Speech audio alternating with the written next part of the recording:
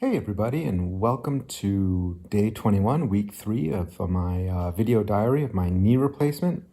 So it's been 3 weeks since I had my knee replaced. And since my last installment, I definitely gotta say, overall things have definitely gotten better as far as the swelling bruising is concerned. It's definitely gotten better. There are days when both get better. There are days when, like yesterday, where the bruising got better, but it felt like the swelling got a little worse. But overall, it's heading in the right direction. So there's really three things I want to talk about. The first is, well, yesterday, so that was day 20, marked I was off of the walker and onto a cane.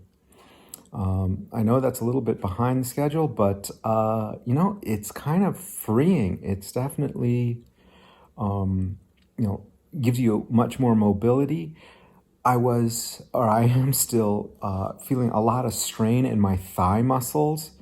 I don't know if that's because I've moved off the walker onto the cane and putting more weight on my left leg. Well, probably because of that, but also keep in mind, for like 10 years or more, I always babied my left side. I favored my right side, so my left side was always weaker than my right.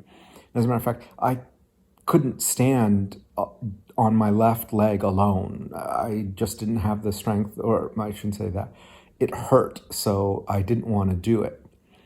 It hurt my knee, but I digress. The important thing is I'm off the walker and onto a cane. The second thing, and it might not be clear from the earlier videos, but I still have, my one episode a night where I am awake. And the main cause of that is pain or discomfort. I will often take Motrin or an Oxy. Well, I'm trying to get off the Oxy, so last few days it's only been Motrin, but I'll take that before I go to bed, and then I'll sleep so deeply and for such a long time that I will miss the next subsequent dose that I should have woken up and taken the Motrin to just keep the pain or discomfort at bay. And then when I finally wake up, it's a little late, and I'll take a dose of Motrin, or I used to take a dose of the Oxy, and I'd have to wait 20, 30 minutes to let it start working and let the pain levels come down.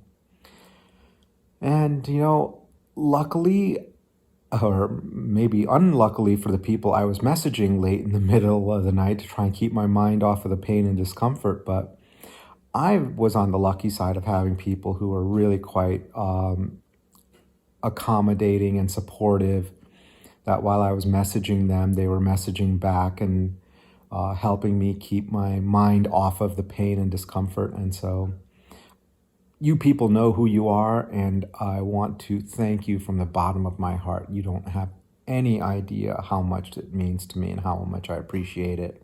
And the last topic I want to raise is PT, physical therapy. Now, I don't want to be scaring anyone, but at least for me, it's kicking my butt. It's kind of painful. It has to be done. If you want to get better, you got to do it. So where I'm at is, as far as being able to bend your knee, I'm on target. I've caught back up to where I should be, and I'm at 100 degrees, so I'm a little bit past 90. But as far as getting completely flat, I'm still kind of stuck at the 7-degree mark. And so I really need to work on that. And working on that, it definitely kind of hurts. Doesn't kind of hurt, it really hurts. And I don't want to scare anyone away from getting a knee replacement done, because overall, once all of this transient stuff is done, this recovery stuff is done, I'm going to be better off than I ever was before. But I do want folks to be aware that find ways to endure the pain and discomfort of the PT as trying to get your range of motion to where it needs to be. Well, that's it for this edition. And until next time, everyone take care. Bye.